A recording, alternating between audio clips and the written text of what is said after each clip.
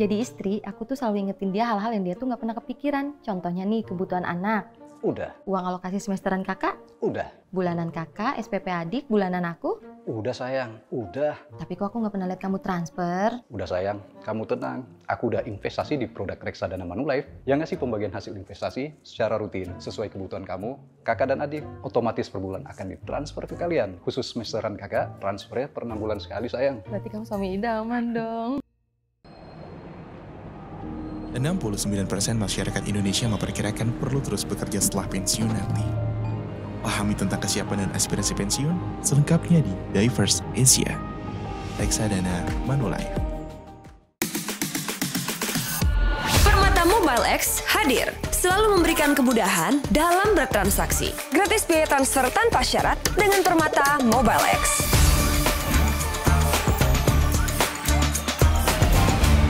Gratis biaya transfer ke bank lain.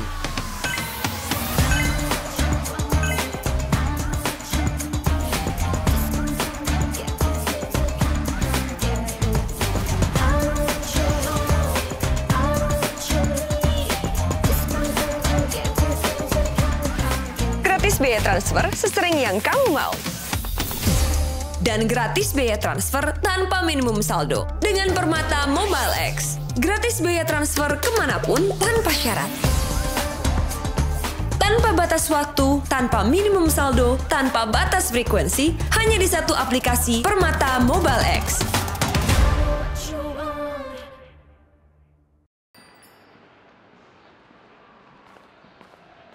Hey Joan. Hey Fauzi, so nice to see you finally. I'm Fauzi Satyaputra. I'm an artist from Indonesia. I am Joanne. I'm from Thailand. Goes with the concept with the lotus and the jamming together. Yeah. I agree. I really agree. High five, Fauzi. High five.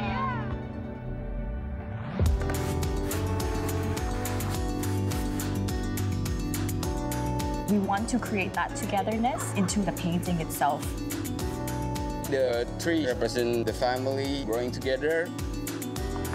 I felt like you're a long-lost friend. Yeah, like brother and sister. This experience is really unique because it comes from the heart. We poured our two hearts into a canvas.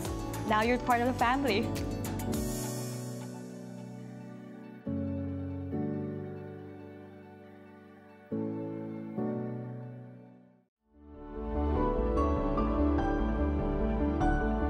Di dunia yang penuh perubahan, saatnya hadirkan kesadaran bahwa materi bukanlah satu-satunya tujuan.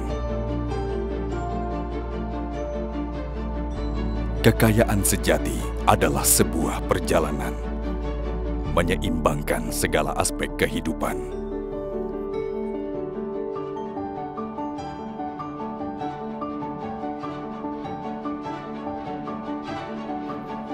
Membangun kebahagiaan dalam harmoni, menjadi diri yang lebih baik. Mengukir makna dalam setiap langkah, mengubah tantangan menjadi kesempatan.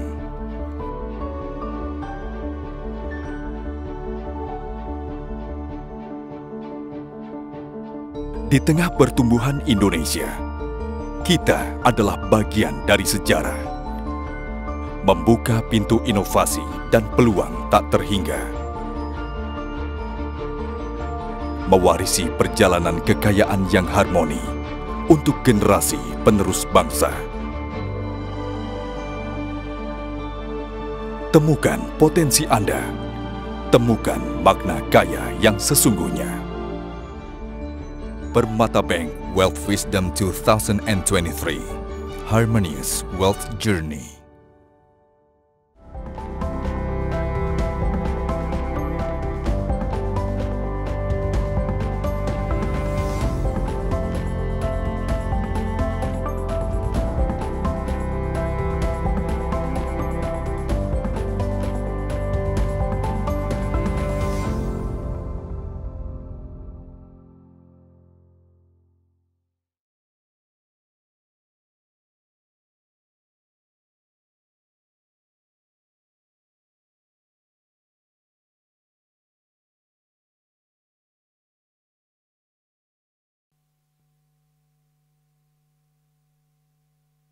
Selamat pagi, selamat datang di acara Permata Bank Wealth Wisdom 2023 Harmonious Wealth Journey. Boleh kita berikan tepuk tangan untuk acara pada hari ini dan seluruh kru yang bertugas.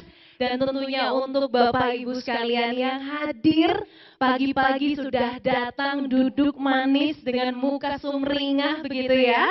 Terima kasih banyak sudah hadir, tapi sebelum mulai memperkenalkan diri, mungkin boleh yang duduknya masih di belakang, yang masih sendirian, yuk maju, yuk. Biar mungkin bisa lebih tertangkap kamera, siapa tahu saja masuk di video BTS-nya nanti acara Permata Bank lumayan. Boleh silakan maju ke depan biar nanti mungkin lebih terlihat sama narasumber. Siapa tahu saja ketika duduknya lebih depan, karena posisi kan menentukan prestasi ya.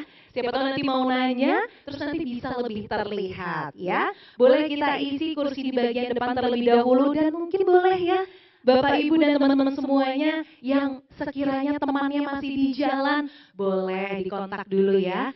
Ayo buruan teman-teman, udah mau mulai nih kelasnya ya. Oke, Bapak Ibu hadirin, untuk mengingatkan dan memberikan informasi Permata Bank Wealth Wisdom 2023 ini menghadirkan 24 sesi dengan 40 pembicara yang kompeten dan sungguh luar biasa pengalamannya. Saat ini selain sesi yang sedang Bapak, Ibu, dan teman-teman sekalian hadiri begitu ya, ada juga 2 sesi yang tengah berlangsung. Yang pertama, sesi When Wisdom Met Youth dengan pembicara Emil Dardak, Wakil Gubernur Jawa Timur, bersama dengan Kanjeng Gusti Pangeran Adipati Aryo Mangkunegoro ke-10, Pengangeng Praja Mangkunegaraan, dan Meliza Rusli selaku Direktur Utama Permata Bank. Selain itu juga ada sesi lainnya, yakni ini adalah sesi It Takes More Than Growth to Rise dengan pembicara Patrick Yip, yakni yang merupakan founding partner at Into the Ventures, dan Anthony Dirga selaku CEO PT Trimegah Asset Management. Ini agak sepi sedikit, mukanya udah agak ngantuk, kita boleh tepuk tangan lagi ya Bapak Ibu ya. Belum mulai sesinya, mungkin nanti ketika bukan Diana yang cuap-cuap ya, nanti bisa lebih semangat lagi. Nah, perkenalkan yang dari tadi cuap-cuap di sini alias saya. Ini adalah MC ataupun moderator pada sesi hari ini, nama saya Diana Valencia. Saat ini Bapak Ibu sekalian sedang berada di sesi Find Your Voice in the Age of Content yang dipersembahkan oleh PT Manulife Asset Management Indonesia dan Salvo. Sesi ini teman-teman semuanya, Bapak Ibu sekalian pasti akan sangat seru karena kita semua di sini akan diskusi bersama dengan narasumber yang luar biasa dengan tema yang sebenarnya sudah ada di dalam genggaman tangan kita masing-masing setiap harinya, yakni media sosial. Mungkin di sini saya mau nanya dulu, di sini ada yang tidak main media sosial? Boleh angkat tangan? Tidak? Semua main media sosial? Semua punya Instagram, Bapak Ibu, teman-teman? Punya ya, aduh suaranya tipis-tipis banget. Apa mungkin sesinya harus agak siang dikit ya, biar lebih semangat. Ini udah pada ngopi belum Bapak Ibu, teman-teman semua? Sudah ya, semoga semuanya di sini dalam kondisi siap. Karena sesi hari ini menghadirkan 2 narasumber yang wah, luar biasa sekali ya. Tapi sebelum itu Diana mau mengingatkan juga Bapak Ibu dan teman-teman sekalian bahwa teman-teman yang mengikuti sesi pada hari ini, Permata Bank menyediakan e-sertifikat bagi teman-teman yang mengikuti sesi hingga akhir. Jadi nanti di akhir acara ataupun akhir sesi Diana akan menampilkan ya ada QR code ini untuk e-sertificate dan juga nanti ada feedback form. Kira-kira apa sih yang kurang dari acara ini gitu. Langsung saja kita akan mulai sesi hari ini yakni Find Your Voice in the Age of Content.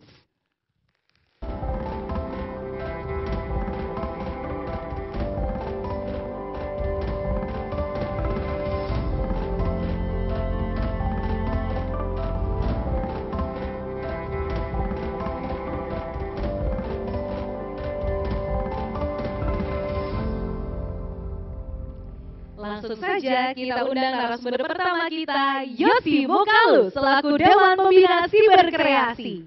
Selain aktif sebagai musisi dalam grup musik Project Pop, Yosi yang memiliki nama lengkap Herman Josismo kali ini merupakan anggota Dewan Pembina dari Siberkreasi. Sebelumnya, Mas Yosi menjabat sebagai Ketua Umum Siberkreasi periode 2020-2022 dan Siberkreasi ini, Bapak Ibu dan teman-teman sekalian, merupakan gerakan yang mendorong pemerataan literasi digital nasional. Mas Yosi sehat, Mas? Boleh dipakai? Sehat, terima kasih. Selamat pagi semuanya. Selamat pagi. Nah, Mas Yosi tidak akan sendiri karena ini kursinya ada 3 dan nanti tidak hanya Diana saja, tapi ada 1 narasumber lagi yang sudah terpampang ya. Langsung saja kita undang untuk naik ke atas panggung ada Mas Morgan Oi selaku aktor dan brand ambassador Permata Bank. Kita berikan tepuk tangan. Mas Morgan mengawali karir di tanah air sebagai member grup vokal Smash. Mungkin teman-teman juga sudah memahami dan tahu kayaknya lagunya ya. Dan pada tahun 2011, Mas Morgan memulai debut aktornya dalam sinetron berjudul Cinta Cenat Cenut. Nah, Morgan juga mendapatkan penghargaan dari Festival Film Bandung pada tahun 2018 dan Indonesia Movie Actor Award 2019. Kita berikan tepuk tangan yang paling meriah untuk 2 narasumber kita. Luar biasa. Karena sudah pada duduk, ini izinkan saya untuk duduk juga. Aduh, akhirnya duduk ya. Sehat Mas Morgan, Mas Yosi, ini senyum sumringah selalu. Saya senang banget karena narasumbernya duanya laki-laki supaya saya menjadi tetap yang paling cantik di atas panggung ya. Make up udah dari pagi, agak-agak berminyak dikit tidak apa-apa ya, asal paling cantik di atas panggung. Nah, sebelum masuk ke sesi ini, kira-kira mungkin Diana akan memberikan gambaran ya, kira-kira apa sih yang akan dibahas dalam sesi pada hari ini. Saat ini teman-teman, kalau teman-teman tadi sudah saya tanyakan ya, ada nggak sih yang nggak main media sosial? Krik-krik, tidak ada yang tunjuk tangan sama sekali. Ini artinya mau usianya dari remaja, anak SMP, SMA, bahkan mungkin sampai dengan usia 50 ke atas, mungkin masih menggunakan media sosial yang beragam. Dan saat ini pula setiap detik ada ribuan konten baru teman-teman yang diunggah di internet dan media sosial. Data Januari 2023 bahkan ada 167 juta pengguna media sosial. Itu datanya per Januari. Mungkin nanti kita bisa update sama narasumber kita. Para netizen, kita semua ini disuguhkan dengan konten yang beragam. Penting nggak penting, viral nggak viral, receh, lucu, dan lain sebagainya. Dan para pembuat konten ini tentu ya berebut atensi kita semua sebagai pengguna media sosial.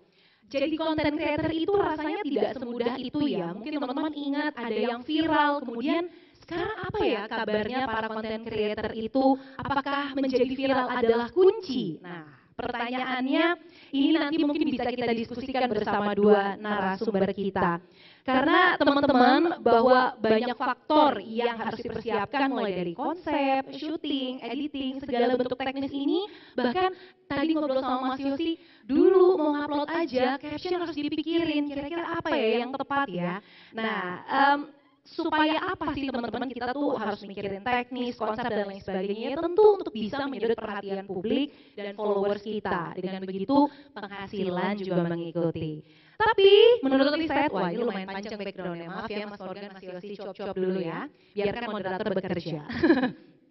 Bukan penghasilan besar dari konten aja Bapak Ibu dan teman-teman semuanya, satu-satunya sumber kepuasan para konten creator. Sebagian besar para konten creator mengaku termotivasi oleh kesempatan mengerjakan karya, proyek yang mereka sukai, yang memberi makna dan tujuan. Nah, ini yang nanti akan kita bahas begitu ya dengan Mas Yosi dan juga Mas Morgan. Saya panggilnya Mas aja nggak apa-apa ya, Mas Yosi dan Mas Morgan. Boleh. Oke. Saya mau ke Mas Yosi dulu. Mas Yosi, dulu kan media sosial itu hanya ya Mas ya, jadi sidebar aja. Punya nggak punya itu bukan suatu kewajiban begitu ya. Lewat internet kita jadi terhubung, tapi sekarang ada YouTuber, ada selebgram, atau bahkan ada TikTokers. Ini hidupnya mereka dari media sosial, Mas. Menurut Mas Yosi sendiri sebenarnya akan kemana sih Mas arah media sosial dan platform-platform YouTube, Instagram, TikTok itu ke depannya Mas seperti apa? Boleh silakan Mas Yosi. Terima kasih Diana kekasihku, bilang saja pada orang tuamu. Lagu Kusmus itu ya. Iya tuh. Selamat pagi semuanya.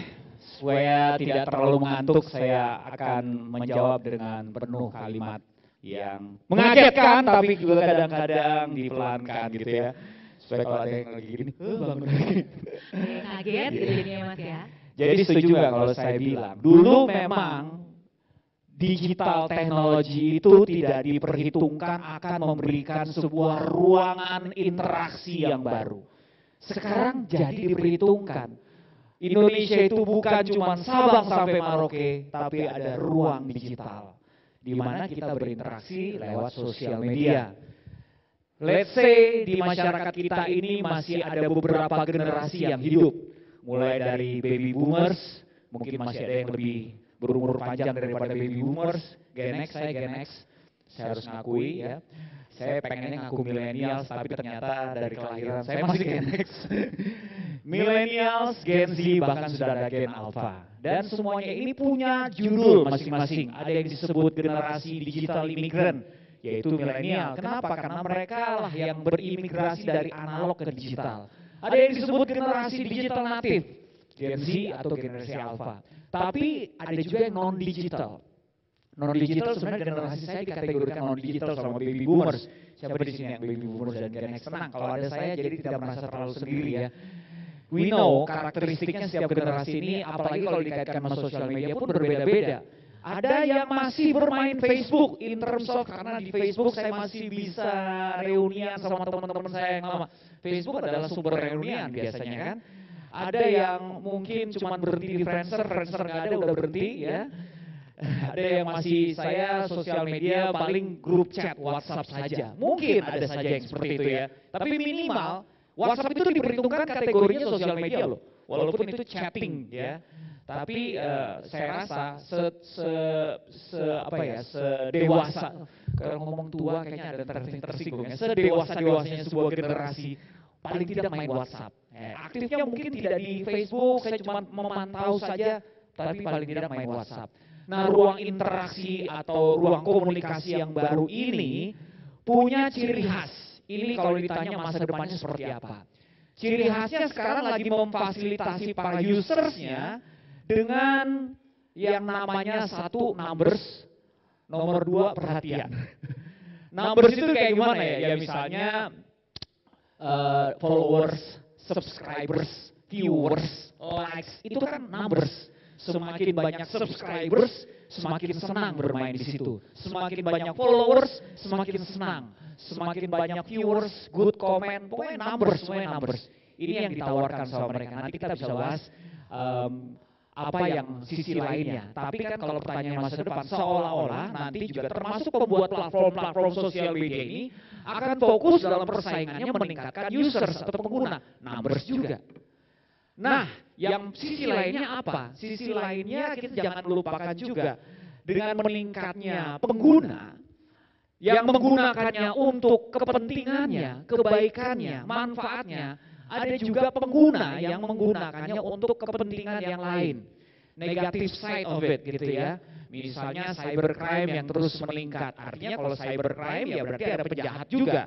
Kejahatan yang mungkin orang-orang seperti ini hanya memikirkan bahwa bisa juga memanfaatkan digital teknologi, ruang-ruang digital ini untuk memperoleh keuntungan yang paling besar ya tentu saja untuk diri dia. Makanya ketika keuntungan semakin besar untuk kita, kesimpulannya lebih ke negatif. Ya kan, karena ya semakin memikirkan diri kita tidak memikirkan orang lain, akhirnya cara-cara yang menguntungkan diri kita pun menjadi halal. Anyway, ini the other side of it. Jadi artinya, dalam perkembangan kalau bicara soal masa depan, nanti tidak juga cuma berbicara soal numbers.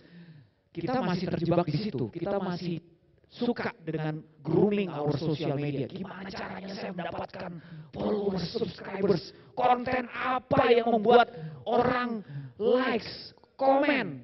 Minimal saya bisa mendapatkan, tadi kan yang nomor 2 perhatian. Kenapa perhatian? Karena sekarang perhatian jadi mahal. Sedangkan di sosial media perhatian jadi murah. Semurah apa? Ya kita posting sesuatu ada yang likes itu perhatian. Kita komen di akun-akun gendut ya, akun-akun gendut tuh misalnya seperti Lambe Tura. Siapa yang di sini following Lambe Tura ya? Biasanya suka nggak mau ngaku tapi padahal following gitu. Siapa di sini yang following, let's say nggak usah Lambe Tura, dagelan ya, sesuatu yang lucu gitu. Nah kita komen di situ terus komen kita mendapatkan respon dari orang, ada yang likes, ada yang reply, itu perhatian. Itu yang kita suka, numbers dan perhatian. Nah, the other side of it adalah sebenarnya yang lagi berkembang juga adalah tingkat kepercayaan. Kenapa? Karena semakin banyak sekarang arus informasi di mana kita bisa memperkenalkan diri, atau orang lain memperkenalkan diri di situ, atau akun-akun dengan profile pictures yang tidak meyakinkan, membuat orang jadi bertanya-tanya. Informasinya kan banyak banget. Which one is real, which one is fake? Apalagi hoax juga berkembang, penipuan juga berkembang. Nah, currency yang satu lagi adalah trust. Ini sebenarnya the real currency. Yaitu ketika seseorang sudah tidak lagi fokus sama peningkatan numbers, tapi fokus sama peningkatan trust. Ini beda loh. Nanti aplikasi dan grooming dan juga konsistensi dia membuat konten akan beda. Yang satu mikirin numbers, yang satu mikirin trust. Nanti kita bahas di pertanyaan berikutnya. Karena kalau saja terus, kapan Morgan ngomongnya, ya kan? Iya betul. Baiklah sebagai lagu kedua. Iya benar, kata Mas Morgan menikmati katanya. Menikmati apa Mas Morgan mau jadi moderator aja Mas? Enggak ya. Mas Yosi, tapi sebelum saya ke Mas Morgan, ini menarik sebenarnya Mas Yosi bilang bahwa perhatian kalau di dunia nyata itu mahal. Kalau di media sosial jadi murah. Nah tapi Mas, seringkali kalau misalnya kita buka Instagram, itu tiba-tiba muncul di algoritmanya, di searchingnya itu tuh ada, loh kok spesifik soal pernikahan ya? Loh kok spesifik soal bunga ya? Nah apakah memang hal itu turut harus kita perhatikan untuk kita mau searching sesuatu supaya algoritma kita di Instagram, di media sosial nggak itu aja, nggak membawa, supaya bisa membawa perkembangan buat hazanah kita Mas di dunia nyata gitu. Oke, ini udah langsung ke algoritma ya. Betul Mas. Ya, jadi algoritma itu memang mesin belajar. Dia mempelajari perilaku kita. Ada dua jenis ya. Walaupun setiap platform sosial media itu punya algoritmanya masing-masing, ciri khas algoritmanya yang berbeda. Tetapi algoritma itu kenapa saya bilang dua jenis? Kalau kita pelaku pertama ya, misal user pengguna pertama sebuah platform sosial media, tentu saja dia belum punya satu data tentang perilaku kita. Jadi yang dia tawarkan dalam search engine-nya adalah sesuatu yang viral, yang trending, yang lagi happening apa. Tetapi kalau kita users yang sering, dia sudah mulai membaca perilaku kita. Oh ini Yosi itu suka banget cari yang berhubungan dengan bola basket misalnya. Saya suka main basket, jadi kalau searching tentang NBA ditawarin di situ, FIBA yang kemarin, pertandingan pemain basket akan ada muncul dalam algoritma mesin pencarian saya. Jadi dia mengikuti apa yang sering kita cari, apa yang menjadi kesukaan kita. Itu algoritma. Algoritma itu jadi memang nanti kalau kita bicara soal side effect-nya ada yang negatif, ada yang positif. Tapi pertama kali algoritma ini dipergunakan oleh platform sosial media tentu saja untuk membuat kita jadi mudah mencari apa yang kita sukai dan efek sampingnya apa? Kita jadi lama bermain sosial media. Benar nggak? Kalau kita apalagi ini pasti banyak yang ngangguk-ngangguk karena kalau kita main scrolling, bentar cuma ngelihat bentarnya lagi nunggu-nunggu, yang namanya bentar jadi lama, maksudnya cuma 5 menit kenapa jadi setengah jam? Gara-gara yang muncul di bawah kita itu selalu ditawarkan yang kita sukai gitu ya. Walaupun ini nggak selamanya dari apa yang kita, apapun yang kita follow pun, dia akan pilih dari followers kita juga dengan yang sesuai dengan apa yang kita sukai. Orang-orang yang sering kita intip siapa aja gitu yang muncul ya. Yang suka tadi saya bilang dagelan akan muncul dagelan, yang suka Lambe Tura ya muncul tiba-tiba Lambe Tura terus ya. Akhirnya kita baca Lambe Tura terus gitu ya. Nah ini hal-hal seperti ini yang perlu dipahami. Oh ternyata algoritma penyebab saya jadi lama main sosial media. Iya itu salah satunya. Tapi ada efek negatifnya nanti kita bahas. Oke, kenapa saya bahas algoritma Mas? Karena di 2011 Mas Morgan di Smash ya Mas ya?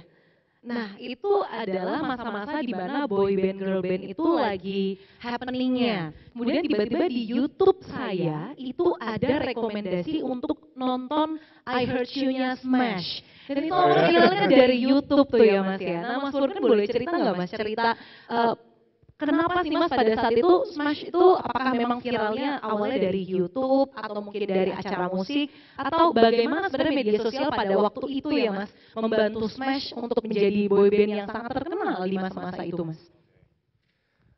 Sebelum saya jawab pertanyaannya, selamat pagi semuanya. Terima kasih udah hadir pagi-pagi. Semoga kalian nggak ngantuk ya dengerin kami cuap-cuap. Oh ya, memang background saya, long story short, kalau misalnya kalian yang belum kenal saya dulu adalah mantan dari personel Smash dan sekarang berprofesi sebagai aktor. Ini bisa dibilang ada hubungannya dengan algoritma ya, dan ini cukup negatif sebenarnya. Jadi karena kita dulunya startingnya istilahnya boyband, terus dunia musik itu kan belum ada tempat untuk boyband waktu itu. Walaupun tahun 90-an tuh udah ada, tapi di tahun 2010 pas kita debut, itu tuh nggak ada tempat untuk kita gitu. Jadi kita ke label, kita ke TV, kita ke radio, kita ditolak mentah-mentah. Akhirnya pada saat itu memang lagi naiknya platform namanya YouTube untuk istilahnya konten creator untuk mengupload video karya-karya mereka gitu. Pada saat itu di luar negeri yang menggunakan fitur YouTube itu adalah Justin Bieber. Justin Bieber juga gede dari YouTube. Mulainya dari YouTube dan kita akhirnya ya udah kita masukin aja. Karena nggak ada yang mau istilahnya nerima musik kita gitu. Akhirnya kita di YouTube. Nah, yang bikin kita terkenal justru negatifnya. Kontranya lebih banyak. Jadi pada saat itu lebih banyak kontranya di komentar-komentarnya. Iya, saya nggak tahu ya maksudnya kinerja algoritma itu kayak gimana, cuman maksudnya komentar-komentar yang negatif itu lebih banyak daripada positif. Tapi somehow komentar negatif itulah yang bikin algoritma itu masuk ke misalnya akun YouTube kamu, dapat rekomendasi untuk nonton video kami gitu.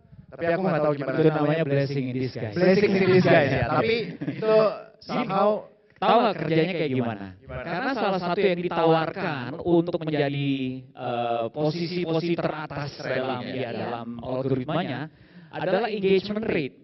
Nah, orang yang menghina kita dalam sosial media itu akan meningkatkan engagement rate. Mereka komen, apa sih boyband, belum saatnya kayak Indonesia punya boyband gitu ya. Komen terus ya, haters muncul. Tapi secara positifnya, sisi lainnya adalah jadi ada engaging, jadi ada hal seperti itu yang menguntungkan juga buat Smash pada saat itu.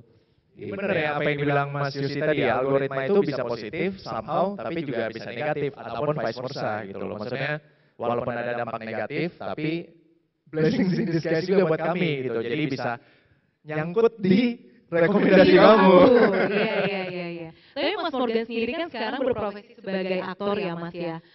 Apakah tidak ingin banting setir ataupun menjadi side job jadi content creator Mas? Karena mungkin kalau udah ngeklik sama satu tokohnya, kayaknya orang-orang lebih willing untuk engage sama media sosial, entah itu apapun yang Mas Morgan sampaikan atau Mas Morgan lakukan di media sosial. Sampai sekarang tuh kepikiran gak sih Mas, kayaknya gue cocok deh jadi content creator? Mengutip lagi ya dari pembicaraan, dari ilmu, kita bilang ilmu ya, ilmu yang Mas Yosi kasih tadi, saya termasuk generasi migrasi sebenarnya. Jadi pada saat YouTube, waktu kita debut, waktu saya akhirnya masuk ke dunia entertainment, itu baru ada Twitter doang sih sebenarnya. Facebook dan segala macam. Jadi benar-benar generasi yang, kalau YouTube kan audiovisual, tapi kalau Twitter itu kan dulu tulisan. Jadi makanya saya suka nulis caption, saya suka nulis, saya suka nulis lah istilahnya gitu. Tapi untuk istilahnya adaptasi ke sekarang yang harus bikin video TikTok segala macam, itu kayak masih it's not my thing untuk sekarang gitu. Karena menurut saya content creator itu tanggung jawabnya besar sih. Karena kan content creator itu kan namanya creator, dia membuat karya yang berupa gambar, tulisan, visual, ataupun bisa 2 atau 3. Dan secara content creator kita pasti harus konsisten untuk upload karya. Kalau misalnya kita mau engagement rate kita naik. Kita juga harus istilahnya belajar. Kita harus tahu target audiens kita. Kita juga harus, ya selain konsisten, ini kita harus otentik. Kita harus jadi diri kita sendiri. Walaupun misalnya sekarang tren FYP di TikTok, misalnya apa sih sekarang? Kayaknya joget-joget sih Mas. Joget-joget masih joget-joget ya. Ya kita juga harus kayak menampilkan diri kita, tapi kita juga harus seotentik mungkin. Dan itu kan capek ya kalau misalnya kita harus ikutin tren tapi kita menjadi orang lain. Nah itu tuh sebenarnya content creator tuh menurut saya tuh susah, nggak gampang. Nggak cuma kita bikin video, kita rekam-rekam terus kita edit kita ini, karena kita harus konsisten, kita harus otentik, kita harus belajar juga, tahu audiens kita maunya apa, gitu. Kita harus menjadi diri kita sendiri. Dan kalau misalnya, kalau saya lihat ya, saya juga konsumen sebenarnya. Selain kreator tapi di dunia film, saya juga konsumen. Misalnya saya ada akun TikTok, walaupun cuma buat endorsement, tapi kadang saya ngelihat FYP yang tiba-tiba muncul di FYP saya gitu. Itu tuh sebenarnya tren yang makin kesini tuh orang-orang lebih engage sama cerita-cerita yang real. Bukan cuma nari-nari doang, bukan cuma ngeprank doang, itu cuma kayak musiman doang trennya. Tapi yang tren sekarang, kita sharing cerita kita, real story, itu engagement orang lebih relate dan segala macam. Dan itu nggak gampang kan maksudnya. Nggak serta-merta kayak nulis novel, ya udah kita bikin fiksi aja kan nggak gampang. Kita juga harus ada pertanggungjawaban. Jadi menurut saya, kalau untuk sekarang sih saya belum mengarah ke sana karena memang cukup menyita waktu dan tenaga juga sih jadi content creator. Oke, belum mengarah ke sana karena tanggung jawabnya besar Bapak Ibu dan teman-teman. Dan harus ada tim. Jadi tadi sebelum mulai saya sempat ngobrol juga sama Mas Yosi, emang kita harus ada tim yang memang siap untuk kalau misalnya untuk terjun jadi content creator, kita udah harus siap sih dengan tools-tools yang ada gitu, nggak setengah-setengah gitu. Oke, sebelum ngobrolin soal tim yang tadi Mas Yosi dan Mas Morgan sampaikan, aku mau naik ke Mas Yosi dulu. Tadi kan Mas Morgan bilang bahwa ini tanggung jawabnya besar, harus jadi diri sendiri juga, harus otentik. Mas, tapi kalau di media sosial itu memungkinkan nggak sih kita tuh terkenal, tapi kita tetap jadi diri sendiri? Itu mungkin nggak Mas? Untuk mungkin teman-teman di sini baru ada yang mau mulai jadi content creator, beneran nggak sih gue tuh bisa jadi diri gue sendiri di media sosial yang penuh pretentious itu? Oke, ini menarik ya pertanyaannya ya. Apakah kita bisa terkenal dan menjadi diri kita sendiri? Jawabannya bisa. Bukankah kebanyakan konten-konten yang viral tersebut adalah konten-konten yang tidak direncanakan? Contohnya zaman dulu ya, saya bisa kasih contoh ini karena saya bisa melihat bahwa Bapak Ibu sekalian cukup related kalau saya sebutkan nama ini. Ada yang tahu Sinta dan Jojo? Oh. Dasar kau keong racun. Ini pada malu-malu Mas, padahal dulu pada bikin videonya kayaknya. Biar dibilang muda, Pak, ekspresinya siapa tuh? Ya. Oke, yang lebih ke sini lagi, Bribtu Norman. Ada yang tahu Bribtu Norman? Yang lebih ke sini lagi, Masuk Pak Eko. Ada yang tahu Masuk. Tapi sebelum mereka terkenal, mereka siapa? Cuman karena satu konten, mereka jadi viral. Apakah mereka merencanakan keviralan tersebut? Tentu saja tidak. Itu namanya apa? Otentik, original. Karena sebenarnya viral itu nggak ada rumusnya. Yang sekarang bisa menjadi viral karena subscribersnya sudah besar ya, bukan viral namanya itu ya, memang karena subscribersnya sudah besar sehingga mudah dia attract audience. Tetapi kalau pertanyaannya apakah orang dengan keotentikannya bisa terkenal? Ya bisa. Justru karena bisa itulah kita harus berhati-hati. Karena pertanyaannya adalah terkenalnya karena apa kan? Banyak juga yang tiba-tiba terkenal karena misalnya kontennya ngeprank, pengemis, nggak perlu banget, ya misalnya tidak mendidik, viral karena ngebully, viral karena macam-macam. Ya bisa aja, otentiknya ada, tidak direncanakan, viralnya ada, tapi pertanyaannya dikenalnya sebagai apa? Jadi itu bisa menjadi sebuah acuan tapi bukan tujuan ya. Saya pengen menjadi orang yang terkenal karena otentikan saya. Acuan saja. Kalau mau terkenal karena keoriginalitasan kita ya itu bukan kita mengejar viralnya, kita mengejar manfaatnya. Kalau saya menyebutnya manfaat, fokusnya dengan memberi manfaat. Karena memang perilaku users, pengguna, netizen itu ada dua. Ada yang masih sibuk mencari, ada yang sudah sibuk memberi. Yang mencari ya mencari followers, subscribers. Kalau yang sudah sibuk memberi, dia melihat apa yang dia miliki. Dia punya talenta, dia punya skill, dia punya kehebatan, kekuatan. Yang tadi otentik itu sebenarnya ada related to that. Karena dibalik ke originalitasan kita, ada kekuatan kita sebenarnya yang orang lain tidak miliki. Sayangnya banyak orang yang melihat otentik atau originalitas orang lain dan ingin memiliki hal yang sama. Padahal beda. Tidak semua orang bisa jadi penyanyi, tidak bisa semua orang jadi aktor, tidak bisa semua orang misalnya jadi konten kreator yang nyinyir, kan banyak juga tuh ya yang nyinyir. Iya, kemampuan komunikasinya beda gitu. Ada yang suka Betawi-Betawian, buat pacar gue yang ini, nah misalnya gitu. Buat yang suka ini, nah itu kan Betawi-Betawi. Itu mereka memang sudah originalitas like that gitu loh. Backgroundnya juga seperti itu. Jadi betul jawabannya balik lagi, apakah otentik itu bisa membuat kita terkenal? Bisa, tapi hati-hati terkenalnya seperti apa. Oke, ini coba siapa yang ngaku, siapa yang pernah bikin konten viral-viralan, pernah nggak? Bikin konten tujuannya untuk viral, pernah nggak nih Bapak Ibu semua? Pada nggak mau ngaku, kayak malu-malu ya. Mas Morgan, tapi kembali lagi di media sosial, kemudian Mas Morgan kan sebenarnya kalau aku lihat di media sosial tuh banyak uploadnya soal karya ya Mas ya, soal film yang sedang ataupun yang akan dikerjakan dan lain sebagainya. Tone-nya itu kan tidak selalu positif ya Mas. Tadi juga sempat disebut bahwa awalnya tuh Smash tuh terkenal karena banyak dijelek-jelekin loh, tapi engagement rate-nya tinggi gitu. Nah, sekarang apakah sudah kuat mental Mas untuk menghadapi hal itu? Karena mungkin mental ini jadi salah satu hal yang penting ya untuk teman-teman content creator untuk bisa memastikan bahwa wah ini komentarnya tidak akan selalu ataupun karyanya tidak akan selalu didukung karena selalu ada pro dan kontra begitu ya. Mas Morgan gimana ketika main media sosial, apakah sampai dipikirkan itu perihal mental karena mungkin karya-karyanya ada yang nyinyir dan lain sebagainya?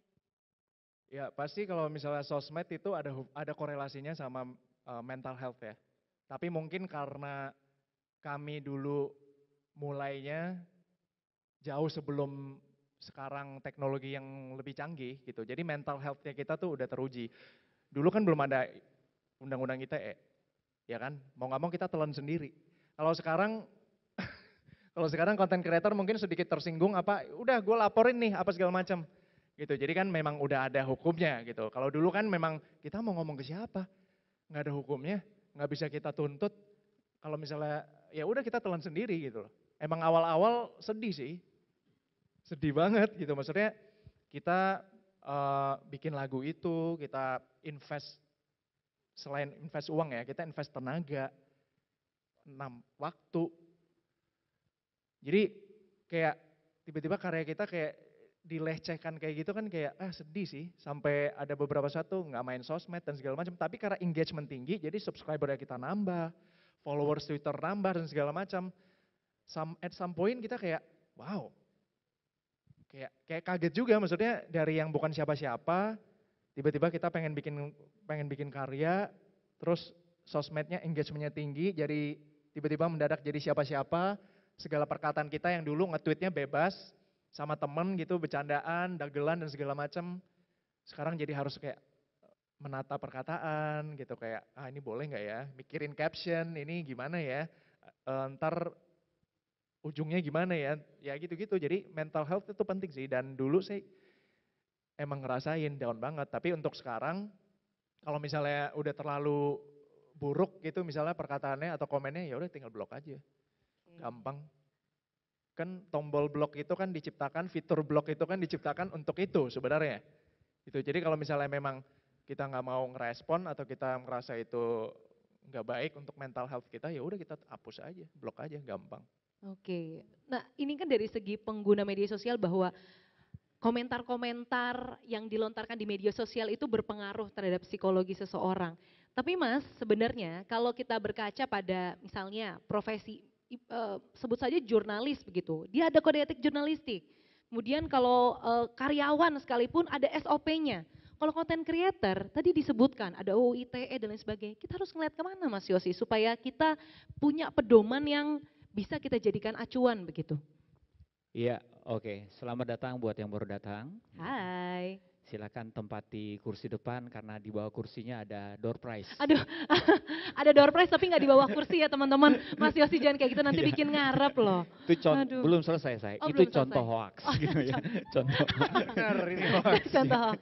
Berarti dengerin sampai akhir ya Ngeles teman-teman. terus ya. Full. Iya, iya. Tapi ini begini, pertanyaannya adalah seperti ini. Apakah saya pernah juga, mungkin mulainya dari sini, pernah mengalami apa yang Morgan alami atau grupnya Smash alami? Saya dulu pernah ada satu kasus di mana saya itu isu yang diedarkan atau bungkusan kebohongan yang disebarkan adalah saya adalah kepala buzzer istana. Oh iya, jadi wah hebat sekali. Luar biasa, langsung mainnya langsung Iya. lingkar istana ya Mas Iya, ya. iya, iya. Tapi memang itu karena dari sebuah acara talk show, ya saat itu juga masih belum selesai apa namanya hiruk pikuk bipolarisme, ujaran kebencian dan masih banyak perpecahan juga, sisa-sisa baik pemilu dan pilkada, mungkin mereka masih mengkait-kaitkan. Padahal saat itu saya sudah aktif di Siberkreasi. Siberkreasi itu gerakan nasional literasi digital. Fokusnya literasi digital. Ada program yang namanya School of Influencers yang bukan sama sekali bicara soal grooming buzzer satu dan segala macam. Yaitu literasi digital aja. Di daerah kita ke kampus, ke masyarakat setempat. Saat itu masih heboh-hebohnya menjadi konten kreator atau YouTubers. Nah kita dalam hal ini ingin memberikan literasi supaya mereka memiliki paling tidak kemampuan dasar membuat konten. Dan be the next positive influencers. Ujungnya seperti itu. Dan tentu saja saya bereaksi seperti ini, wah ini masuknya kemana-mana nih, ke sosial media saya, ke sosial media anak saya, ke istri saya, kemana-mana gitu. Terus saya, wah ini saya mesti bikin video, saya pikir semudah itu. Kalau saya kasih jelaskan dengan video, ya yang nonton udah ngerti, oh ternyata ini memang ada sengaja pihak yang membungkus dan mengarahkan ke sana. Ada yang sampai seniat mengedit saya punya foto loh. Jadi saya punya foto, dikasih gambarnya itu kepala buzzer istana, benar-benar dikasih gambar seperti itu. Luar biasa. Dari gambar aslinya itu adalah Golden State Warriors, seniat itu. Captionnya, kalau ketemu orang ini di jalan bunuh aja.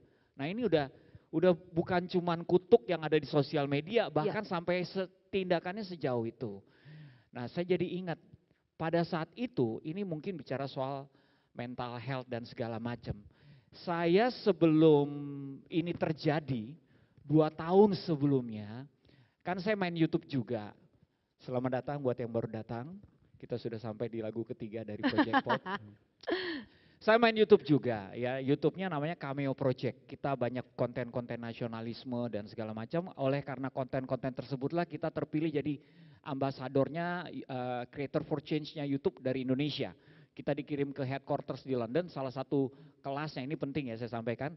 Ada seorang profesor berkebangsaan Suriah, dia jadi warga negara London, Inggris, dan dia bekerja di Departemen Deradikalisasi. Dia ngomong kayak gini, making contents are really good. You guys are the best ambassador from your country, dia bilang gitu. Tapi but you need to know what? Engaging to your haters, to your criticizers, it's very important, not only making content. Jadi bagaimana kita merangkul atau berkomunikasi dengan bukan yang ngefans, bukan yang setuju dengan konten kita, justru yang berbeda pendapat. Itu penting. Dia bilang kayak gitu. Kenapa? Karena they need to know this. Di ruang digital itu banyak values yang masih berproses. Beda. Pertemuan, komunikasi, culture yang ada di ruang digital itu berbeda dengan tatap muka. Kita bertemu dengan strangers banyak sekali di situ. But you need to be able to bersuara, memperjuangkan nilai-nilai tatap muka tersebut. Katakan sama mereka bahwa berbeda itu oke. Kamu nggak setuju dengan konten saya, oke. Kamu tidak harus setuju. But remember this, dia bilang gitu. Karena kamu dan saya, because you and I are one blood, one country. I love you for that. Jadi jangan selesaikan dengan permusuhan, selalu ingat untuk menyelesaikannya dengan cinta, dengan kasih, dengan perdamaian. Lalu itu yang saya lakukan. Kenapa saya kok diingatkan pada saat saya mesti menjawab orang-orang haters ini dengan pesan yang itu ya? Terus saya jadi saya jadi berfokus kepada manfaat. Saya sudah tidak lagi fokus sama pembelaan. Kenapa saya mesti bela diri ya? Udah kasih aja manfaatnya. Manfaatnya apa? Ya saya mengingatkan, Bapak Ibu sekalian yang masih membenci saya saat ini, ingat saat ini saya sudah memaafkan. Biarlah waktu nanti yang akan membuktikan siapa yang benar, siapa yang salah. But remember this, because you and I are one blood, one country. Saya ngomongnya mirip-mirip lah, dibungkus dengan perkataan yang berbeda. I love you for that. Saya tetap mengasihi Bapak Ibu sekalian yang membenci saya saat ini. Enak kan kalau kayak gitu? Dengan kedepasan seperti itu kita bisa lebih berdampak sebenarnya. Makanya saya pikir salah satu yang penting untuk dijadikan modal buat semua konten kreator adalah dewasa terlebih dahulu. Kemampuan kita mengendalikan diri sebelum kita dikendalikan oleh sosial medianya. Aduh, ini luar biasa nih. Mas, tapi Setuju, Mas Morgan setuju gak nih sebagai pengguna media sosial bahwa kadang tuh kita gregetan sama netizen kayak pembelaan yang tadi Mas Yosi bilang. Pernah gak Mas Morgan merasa kayak, ini gak bisa nih, gue harus nge-DM ini orang yang mengkritisi gue. Pernah gak Mas merasa segregetan itu? At some point gue setuju sama Mas Yosi karena itu yang kita lakukan dulu. Jadi pas lagu pertama kita dihujat abis-abisan, plagiat Korea lah, apa segala macam lah, boy band lah, nggak jelas lah gitu-gitu. Akhirnya kita bikin lagu kedua, karena kita dibully secara sosmed, kita akhirnya bikin lagu Senyum Semangat. Oh ya, ada liriknya yang lagu tak kedua, peduli, ku dibully. Jadi kita at some point somehow itu juga banyak mengubah, istilahnya banyak mengubah hidup anak-anak muda yang dibully juga gitu loh. Makanya kita puji Tuhan waktu itu makin terkenal lagi. Jadi makin gitu. terkenal. Jadi lagu pertama kita kontra, lagu kedua karena kita bikin lagu dari bulian itu kita akhirnya oke, kita bikin karya yuk, kita jawab dengan karya. Akhirnya kita makin banyak yang pro. Jadi itu berbalik situasinya. Gitu. Oke, jadi dibalasnya waktu itu dengan karya dibalasnya ya Mas dengan ya? karya, jadi benar kata Mas Yosi, kita balasnya nggak usah dengan hate speech juga. Nggak usah kita cari atau nggak usah kita tuntut karena nggak akan kelar sebenarnya. Oke. Kalau misalnya nggak ada yang mau ngalah dari kedua belah pihak nggak akan kelar-kelar. Justru dengan Mas Yosi tadi bikin video cinta kasih, kita juga bikin balas dengan karya yang positif, kita ngeluarin karya. Emang haters kerjaan lo apa? Lo cuman di rumah doang gitu kayak. Modal jempol gitu ya. Ngetik-ngetik, maksudnya ngetik-ngetik hate speech gitu. Tapi nggak apa-apa, kita balas dengan karya. Dan itu justru keadaannya jadi kebalik gitu. Jadi makin banyak yang pro ke kita waktu itu. Yes. Ini penting disampaikan tadi ini, apalagi nanti saya mau nyampein aja karena kita kan bicarain soal wealth wisdom, kebijakan yang membuat kita makmur ya. Bukan cuma bicara dari sisi ekonomi, tapi di sosial media itu banyak sekali yang membuat kita jadi tidak makmur karena kita tidak bijak sebenarnya. Menjelang tahun politik, bentar lagi kita akan masuk tahun politik, akan banyak diskusi di sosial media yang menghangat, sekarang saja sudah mulai ya. Sudah hangat sudah banget mulai kayaknya Mas ya. Sudah pertempurannya sudah mulai, nah kita harus bijak, kita harus tahu, tidak semua yang berbicara dengan keras, ini saya temukan soalnya waktu itu, di ruang digital, is a person. Bapak Ibu sekalian, tidak semuanya manusia. Tidak semuanya, ada juga yang memang robot, ada juga yang memang sistem. Manusia yang bekerja untuk tujuan tertentu. Apakah Bapak Ibu pernah melihat orang-orang jelas-jelasan menawarkan jasa seperti ini? Ada yang butuh cyber army, ini saya pernah dapat loh. Ada yang butuh cyber army, kita bisa mendukung pendapatnya. Ya, langsung yang menyerang pendapat yang gak setuju sama pendapat Bapak atau Ibu atau Saudara, akan kita serang habis-habisan. Tinggal dikasih tuh. Dia punya fasilitas jasa, mau diserangnya sampai kayak gimana, mau 24x7 bisa. Benar-benar sampai kayak gitu. Nah ini kan artinya apa? Artinya memang tidak semua real. Di sosial media itu tidak semua real. Ya yang real cuman kita, bagaimana kita menyikapinya. Jadi ya itu menjelang tahun politik, nanti kalau bertemu dengan orang-orang yang nyerang, ini belum tentu semuanya orang ya. Tenang aja udah, tenang. Jaga kita punya hati dengan segala kewaspadaan. Oke, ini berarti bijaksana dalam membuat konten dan bijaksana ketika menggunakan media sosial itu sendiri. Nah Mas Morgan dan Mas Yosi tadi kita banyak bicara soal algoritma, kemudian konten viral. Lalu sebenarnya kalau dari Mas Yosi sebagai pembuat konten begitu ya, kemudian Mas Morgan sebagai penggunanya, ukuran kesuksesan sebuah konten tuh apa sih Mas? Kalau Mas Yosi apakah dari impact mungkin, dari dampak, kemudian Mas Morgan nanti boleh jawab dari segi pengguna ya Mas ya. Melihat konten yang menyenangkan tuh seperti apa Mas yang biasa Mas Morgan untuk konsumsi sehari-hari dan gak pernah bosen gitu untuk ditonton. Silakan Mas. Saya sampai sekarang masih buat konten, ya walaupun tidak semuanya berhubungan dengan Project Pop, ada juga konten-konten iklan layanan masyarakat. Nah saya boleh katakan karena saya sering buat konten, memang paling mudah mengukur sebuah kesuksesan konten adalah dari numbers tadi. Ya, semakin banyak yang nonton, ya berarti bagus. Tetapi saya punya ukuran yang berbeda. Walaupun numbers bisa dijadikan patokan, cuman tadi saya bilang sejauh mana orang trust sama kita. Saya bisa ada sekarang dipercayakan misalnya salah satunya Bank Pemerintah undang saya jadi pembicara di sini itu karena trust juga. Kalau nggak dipercaya saya punya sesuatu yang ingin disampaikan, belum tentu saya terpilih untuk menyampaikan. Benar kan, sesederhana itu. Nah ini trust ini adalah berasal dari konsistensi bagaimana kita memperjuangkan apa yang menjadi kepedulian kita.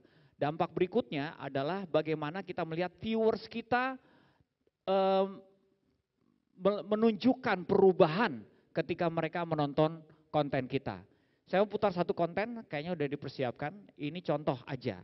Saya banyak konten-konten nasionalisme, salah satunya adalah ini. Mumpung ini Oktober, kayaknya cocok, bentar lagi kita Sumpah Pemuda. Judulnya Untuk Sumpah Yang Dilupakan. Apakah bisa diputar teman-teman di belakang? Oke sebentar. Iya, yang itu tadi saya sudah sebut. Ya.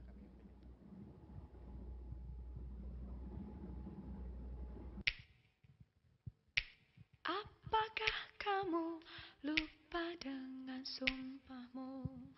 Tanah, air, bangsa, dan bahasa yang satu. Bangkit bersama, jangan kamu tertidur. Bangun, bangun, pemuda Indonesia. Pantaskah kamu lupa dengan sumpahmu? Tanah, air, bangsa, dan bahasa yang satu. Bangkit bersama, jangan kamu tertidur. Bangun, bangun, pemuda Indonesia. Apakah kamu lupa dengan sumpahmu? Tanah, air, bangsa, dan bahasa yang satu. Bangkit bersama, jangan kamu tertidur. Bangun, bangun, pemuda Indonesia. Pantaskah kamu lupa dengan sumpahmu? Tanah, air, bangsa, dan bahasa yang satu. Bangkit bersama, jangan kamu tertidur. Bangun, bangun, pemuda Indonesia. Pantaskah kamu menjejakkan kaki? Boleh kita potong sampai di sini, nanti bisa dilihat lengkapnya di Cameo Project ya. Nah kita putar satu lagi video yang sama judulnya, tapi dari SD Ponorogo. Jadi ingin mempertunjukkan bahwa ini berdampak kita bikin konten. Kamu lupa dengan sumpahmu? Tanah, air, bangsa, dan bahasa yang satu. Bangkit bersama, jangan kamu tertidur. Bangun, bangun, pemuda Indonesia. Pantaskah kamu lupa dengan sumpahmu? Tanah, air, bangsa, dan bahasa yang satu. Oke, cukup. Ingin menunjukkan aja, ngerti ya? Get my point ya. Jadi salah satu video kita, ada beberapa video kita yang menular ya. Dulu ada Pemiuk, ini sekarang lagi dibikin lagi Pemiuk 2. Terus ini Kami Indonesia, itu yang menular artinya ada komunitas yang membuat video yang sama ya. Ada beberapa video lainnya. Nah itu dampak. Kita bisa melihat langsung bahwa apa yang kita kerjakan membuat orang lain ingin menyuarakan hal yang sama, bahkan bukan cuma sekedar menyuarakan, tapi juga membuat. Mungkin viewersnya nggak sebanyak videonya Atta Halilintar atau Ria Ricis atau apapun itu. Tapi saya selalu membuat sebuah analogi seperti ini. Atta Halilintar viewersnya atau subscribersnya let's say banyak jutaan. Ya, kenal nggak sama satu orang yang followersnya cuma satu, tapi dampaknya luar biasa bagi bangsa Indonesia. Perbandingan antara Atta Halilintar, saya kasih sosok satu lagi adalah Mbok Sarinah. Siapa itu Mbok Sarinah? Ya mboknya Soekarno. Soekarno dalam autobiografinya menulis, si Mbok ini yang mengajarkan dia tentang menghormati perempuan dan juga kemanusiaan. Kemanusiaan adalah sila kedua dari Pancasila. Mbok Sarinah ini ada gedungnya di Jalan Tamrin, Gedung Sarinah Tamrin. Followersnya cuma presiden. Tapi pengaruhnya untuk satu bangsa Indonesia, bahkan perjalanan bangsa kita. You know, ini artinya apa? Jadi jangan cuma fokus sama numbers. Fokus sama dampak dari pesan yang kamu kasih. You never know, kamu cuman, Kak saya main sosial media, follower saya cuma 50. Itu juga 49 keluarga semua. Oke. But you never know siapa di antara mereka yang akan menjadi apa di kemudian hari kan.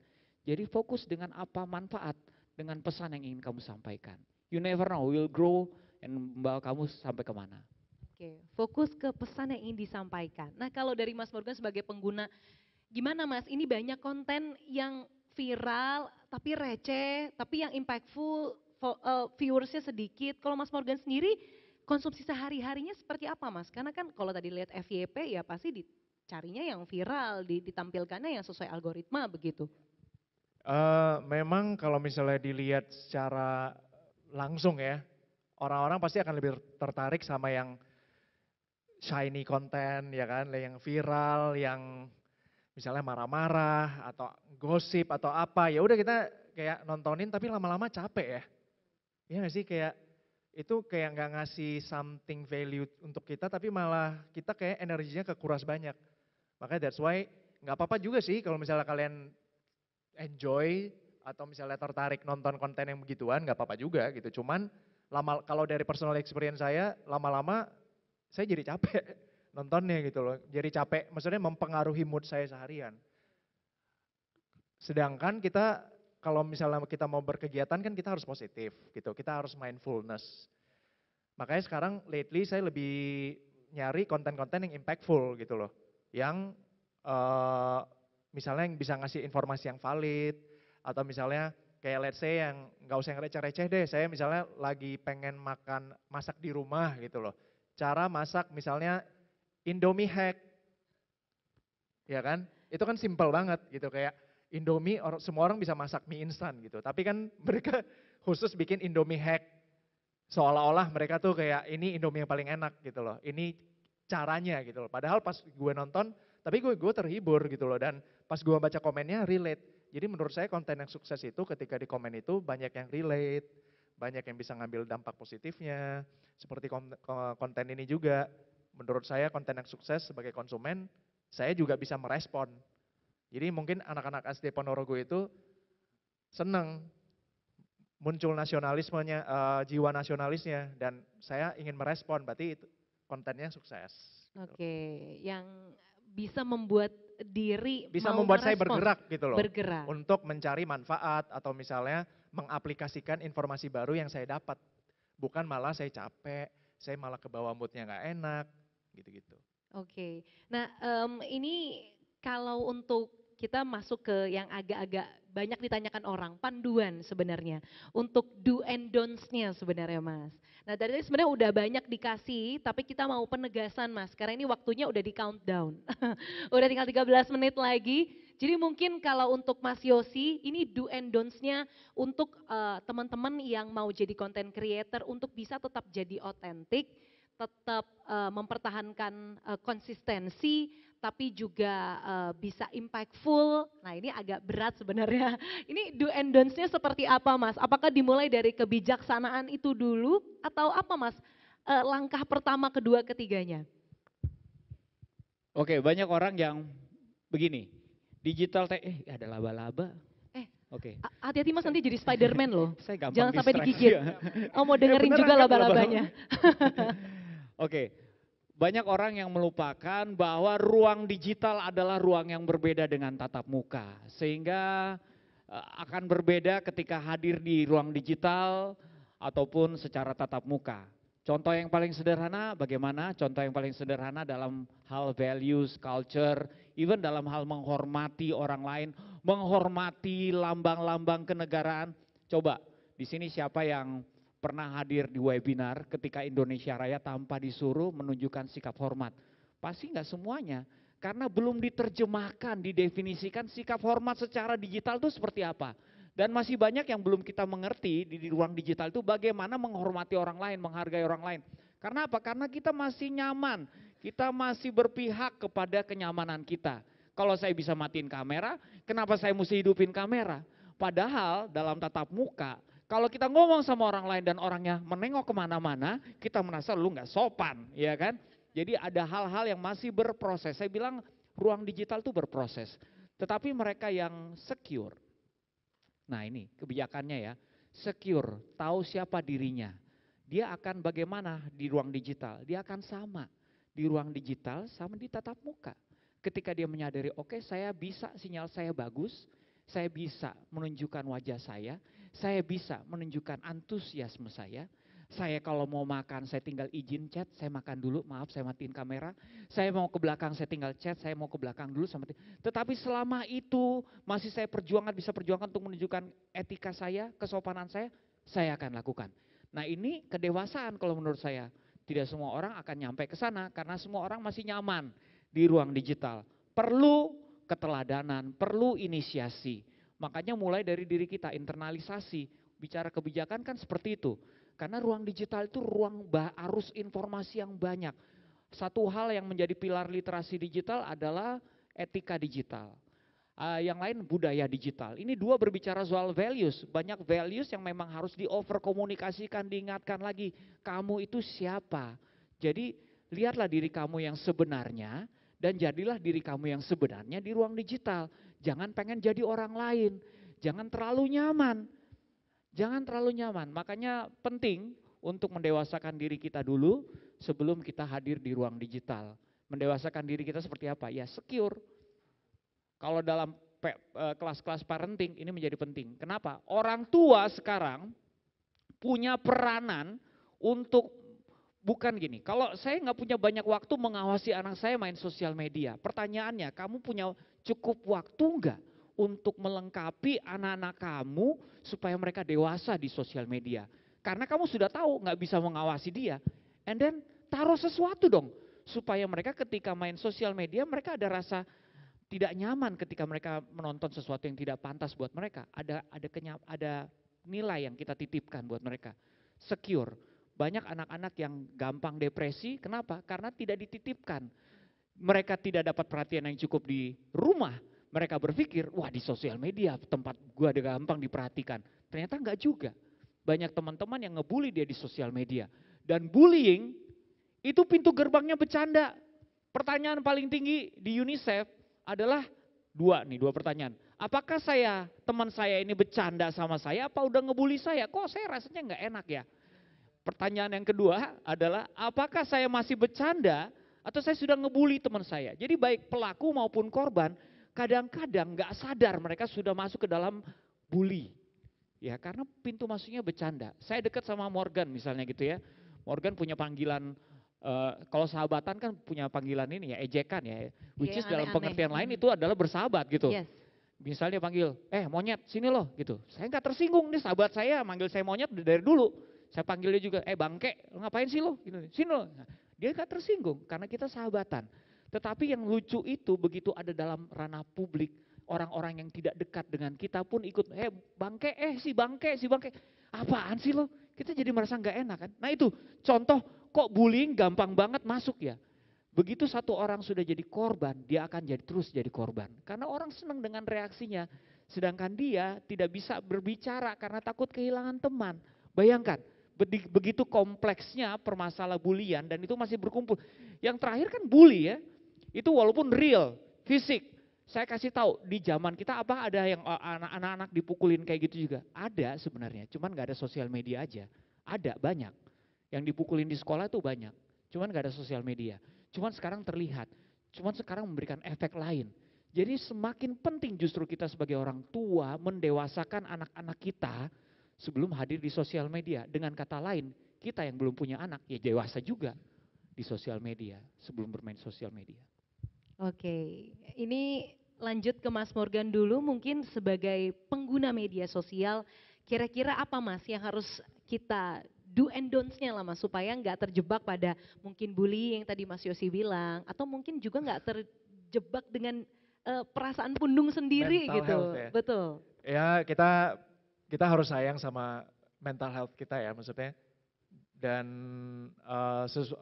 sesuai pengalaman saya dari dulu sampai sekarang, kalau mau sosmed itu, ini saya lately baru discover ya, ojo baperan.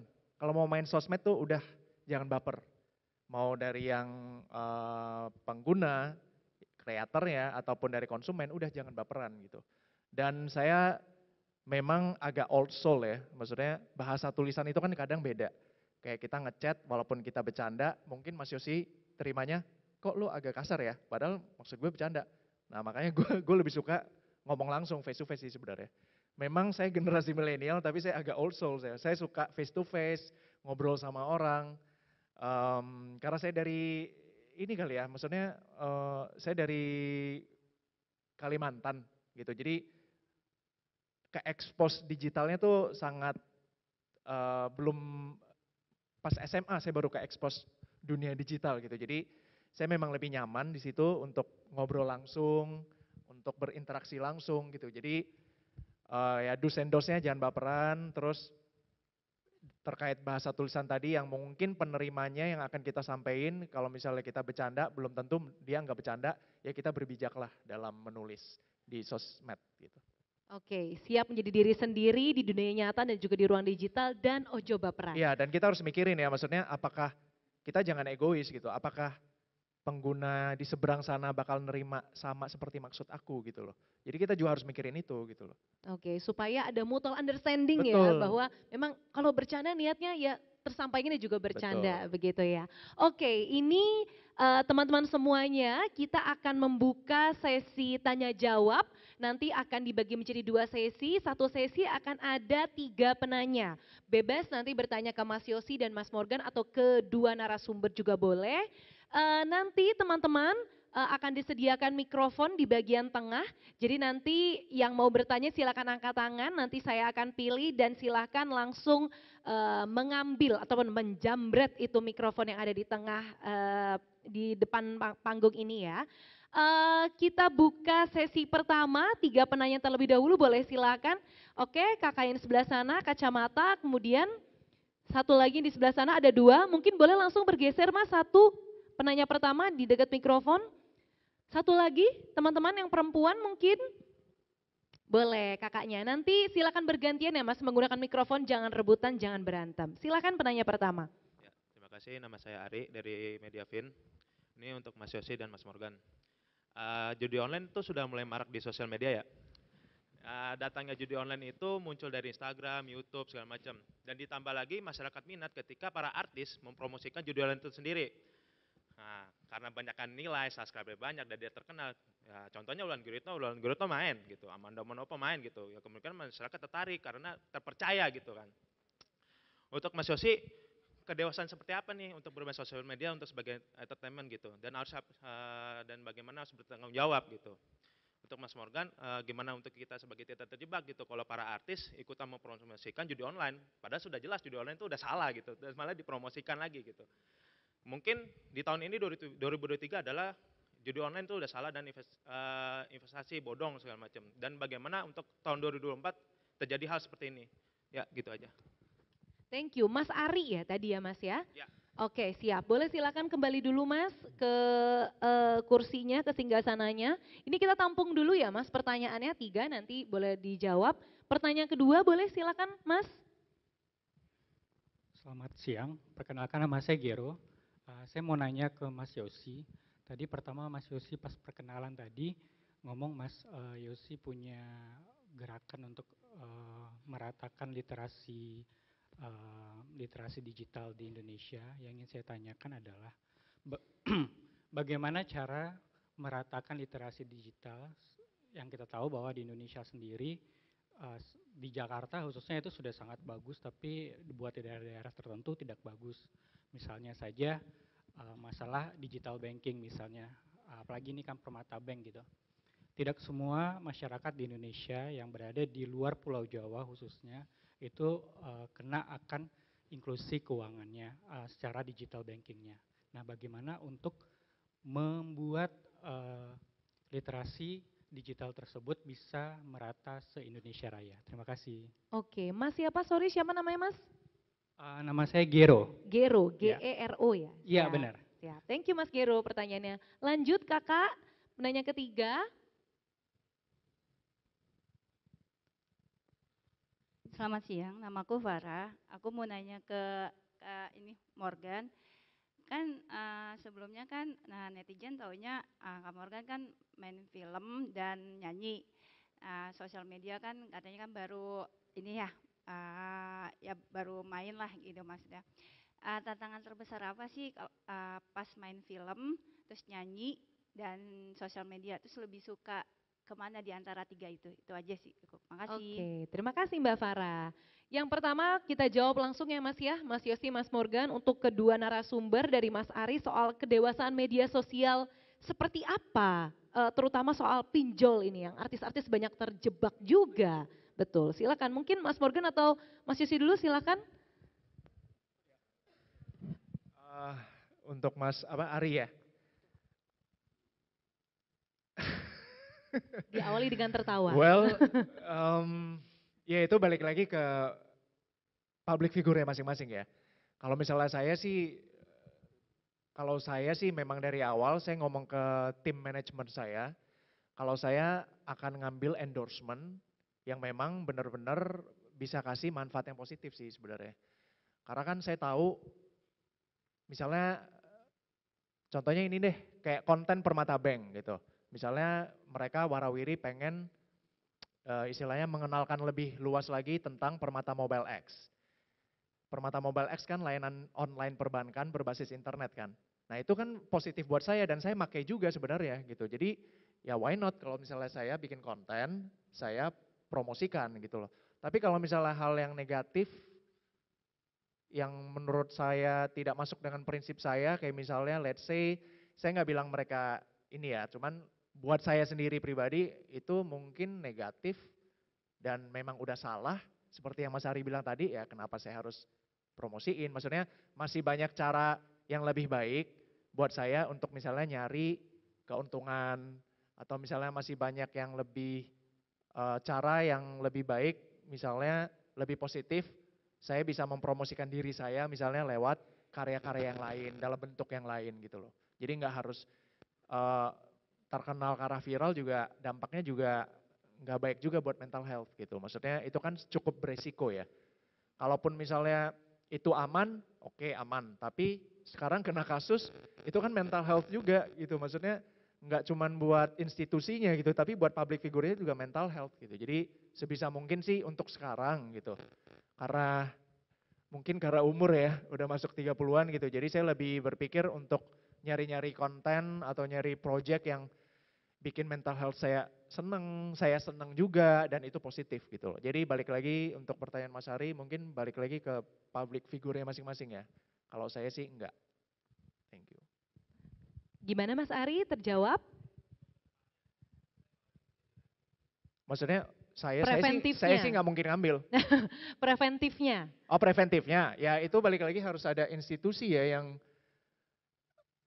ya somehow bagus sih, maksudnya somehow sekarang naik jadi kasus sih itu mungkin bisa menyadarkan masyarakat kalau memang awareness-nya jadi naik ya. Awareness-nya jadi naik kalau itu negatif, itu salah gitu loh. Tapi ya balik lagi ke public figure masing-masing sih ya, ngambil atau enggak kan itu bukan urusan saya juga gitu loh. Maksudnya kalau dari saya sih dengan follower saya, dengan fanbase saya sih mereka tahu saya nggak mungkin ngambil job seperti itu, dan saya juga nggak mau mempromosikan itu karena itu kan juga nggak ngasih dampak yang positif juga buat saya gitu loh. Dan saya juga nggak judi online juga gitu. Betul, di state loh Mas Ari langsung ya. Berarti penyeleksian ya Mas Morgan dan jadi Penyeleksian, pembelajaran. ya. Makin kesini juga karena itu tadi ya, ruang digital juga sangat besar sekali gitu. Kita saringannya juga harus semakin semakin bijak lah kita. Oke. Kalau dari Mas Yosi, Mas, ini kira-kira seleksi semacam apa? Kalau Mas Morgan tadi meminta tim manajemennya juga bantu deh untuk seleksi supaya nggak terjebak sama mempromosikan yang mungkin kedoknya mirip kayak game online tapi ternyata judi online. Begitu Mas Yosi ya? Dengan kata lain kalau Morgan bilang kalau dia nggak gitu. Jadi Mas Ari kalau misalnya dalam kasus Morgan, you know me so well lah. You know me so well. Oke, kalau ini kedewasaan yang seperti apa tadi pertanyaannya sebenarnya kan di situ ya.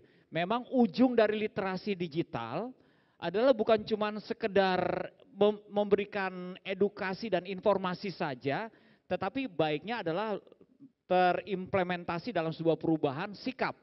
Sikap yang ingin dilahirkan apa dalam kewarganegaraan digital ini? Yaitu satu, kritis.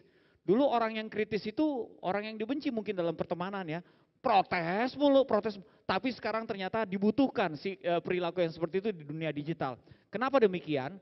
Karena satu, sumber informasi belum tentu semuanya benar, itu udah pasti. Yang kedua, nilai positif aja di dunia digital jadi abu-abu. Saya kasih contoh.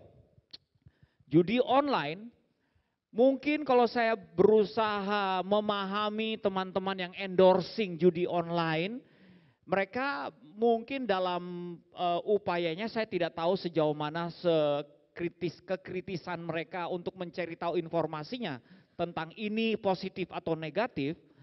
Tetapi bisa jadi karena biasnya dunia digital teknologi, sesuatu yang bermanfaat itu jadi, apalagi manfaatnya untuk dirinya sendiri gitu ya. Jadi peraturannya belum terlalu jelas misalnya seperti itu. Jadi dilihat sebagai abu-abu, dan kalau abu-abu masih oke. Ya, saya pernah punya satu contoh kasus yang saya alami sendiri. Saya pencipta lagu, saya bisa bikin lagu, bisa bikin video. Dulu zamannya masih ada robot trading. Robot trading, saya pernah bikinin lagu untuk produk yang namanya DNA Pro di zamannya pandemi. Makanya waktu itu saya dipanggil juga ke kepolisian gitu ya. Tapi orang DPR bilang dia itu melakukan jasanya. Nah, saya juga punya pembelaan seperti ini. Pertama, satu yang minta memang ada personal site, sahabat minta tolong dong buatin lagu. Tapi tidak semena-mena saya langsung mentang-mentang diminta buatin lagu, saya tidak mencari tahu. Walaupun ada duitnya di sini. Buatin lagu buat apa saya tanya. Saya ada di DNA Pro, dia tidak ada rasa takut memperkenalkan. And then setelah dia menjelaskan apa itu DNA Pro, itu adalah salah satu robot trading ya. Bagaimana dia mengatur, mengelola keuangan orang, tetapi ini berdasarkan perhitungannya dia.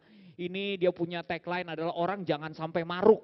Ya, yang penting sedikit-sedikit demi hari tapi ada keuntungannya. Investasinya dijamin oke. Anyway, saya pun mencari tahu aturan mainnya di Indonesia seperti apa, apakah ini legal atau tidak. Nah itu kritis, saya tidak langsung terima jawabnya oke. Saya mikir dulu ya, saya cari tahu. Saya melihat bahwa benar pada saat itu memang tidak secara tegas dikatakan itu ilegal. Tidak, ya regulasinya itu juga tidak. Dikatakan bahwa memang bahkan mereka punya grade untuk robot-robot trading ini. Ada yang dipercaya, yang semakin bagus, terbukti bisa mengelola keuangan orang, dia paling tinggi tuh grade-nya. DNA Pro ada di mana, dia pakai robot yang mana. Robot trading itu adalah kemampuan seseorang yang disistematiskan, dimasukkan ke dalam mesin pengelolaan dalam membaca perilaku trading. Dia tahu, oh saya sudah bisa nih, kecenderungannya seperti ini, saya masukin ke dalam sistem, jadikan robot. Nah itu yang dia tawarkan, seperti itu. Jadi sama hal jasa cuman sudah dirobotkan. Dan itu belum tegas di Indonesia, regulasinya saya sudah cari tahu. Jadi saya pikir, oh oke nih kayaknya, aman. Nah, intinya adalah, even saya sudah berseberhati-hati itu pun, tetap aja ada resiko ternyata ya di kemudian. Saya nggak tahu, ada yang bilang wah ini tapi dihubungkan dengan, tahu nggak yang mengangkat isu ini, dia ada kasus ini dan segala macam, mungkin buat sisi lain lah itu, saya bilang gitu. Yang kita mau pelajari saat ini untuk menjawab Mas Hari adalah, bayangkan sudah sekritis itu saya, sudah berhati-hati saya seperti itu saja, masih bisa terkena resiko. Apalagi mereka yang naif, yang bilang semuanya itu ya kalau abu-abu ya udah nggak apa-apa. Nggak bisa, kita ternyata masih harus lebih berhati-hati lagi di sosial media. Ya sedewasa itu, bagaimana merumuskannya, silakan Mas Ari merumuskannya. Terjawab ya Mas Ari untuk pertanyaannya soal kedewasaan di media sosial seperti apa. Lanjut ke pertanyaan kedua Mas Gero, khusus kepada Mas Yosi, ini soal gerakan literasi Mas. Gimana bisa memeratakan gerakan literasi yang Mas Yosi sedang kerjakan ke seluruh Indonesia? Ya, kalau bicara soal edukasi, ya kalau literasi digitalnya siberkreasi, anggotanya sendiri saja, Kata Data juga ada di sana kalau nggak salah ya, ABJI dan segala macam, beberapa kementerian, karena ini gerakan, movement, platform-platform multi corporate ini, baik TikTok, Instagram, Facebook, mereka yang punya tanggung jawab atau ketertarikan untuk meliterasi, konteksnya literasi digital, pasti banyak kan sudah bergabung di siberkreasi. Nah, kita juga sama bergandengan tangan dengan Kominfo untuk literasi digital. Siberkreasi itu juga memenangkan untuk development building WSIS Prizes, itu United Nations punya prizes. Kita terbukti bahwa kita mampu mengadakan sebuah perubahan melalui sebuah gerakan, movement. Tetapi literasi digital itu memang membutuhkan, kalau kita bicara soal Sabang sampai Merauke, ini membutuhkan banyak kolaborasi. Ada kegiatan yang bekerja sama dengan Kominfo namanya Makin Cakap Digital. Itu waktu kita pandemi kita lakukan secara online. Makin Cakap Digital itu ke daerah-daerah. Kita bekerja sama dengan ada 6 IO kalau nggak salah untuk menghadirkan audiens-audiens daerah. Ini pun masih PR. Jadi literasi digital perlu kolaborasi, artinya gini, kalau misalnya tahu, oh ternyata bisa mendatangkan siberkreasi di daerah saya, ya lakukan itu. Jadi masyarakat diharapkan bukan cuman kegiatannya atau programnya yang proaktif, tapi masyarakat sebenarnya bisa proaktif juga. Karena literasi digital itu sifatnya inklusif. Inklusif itu jadi bukan cuman orang kota saja atau users yang paling besar di daerah mana, tetapi juga misalnya daerah T3 atau Manula atau saudara-saudara kita yang disabilitas, apapun kita akan coba untuk reach out dan mengadakan program, bahkan pendekatannya juga kita sesuaikan karena kita punya pendekatan literasi digital untuk Manula berbeda. Ya, jadi ini perlu untuk bisa membuatnya menjadi luas seluas-luasnya, tentu saja perlu banyak kolaborasi. Kita cuma bisa mengupayakan semampu kita, tetapi tentu saja ada saja daerah-daerah yang belum terjangkau. Kayak kemarin bagaimana menjangkau daerah-daerah yang belum ada internet. Ini kita ngomongin literasi digital, di Indonesia belum semua loh ya terjangkau internet, belum semua sinyalnya bagus, ada yang sudah terjangkau internetnya masih mahal ya segala macam seperti itu. Nah itu perlu kolaborasi. Waktu itu ada beberapa yang proaktif nih, contoh saja masyarakat daerah mana itu saya lupa, dia bergabung dengan tetangganya yang internet sudah masuk. Ya, jadi kelasnya diadakan di situ secara online. Sekarang sudah bisa kita melakukan kunjungan, tapi tentu saja proaktif itu kita perlu informasinya di daerah ini perlu nih. Saya berasal dari suku Baduy, saya berasal dari mana, itu perlu ada akses ke sananya. Untuk membuatnya semakin menjangkau masyarakat secara luas. Cara kerjanya seperti itu Mas.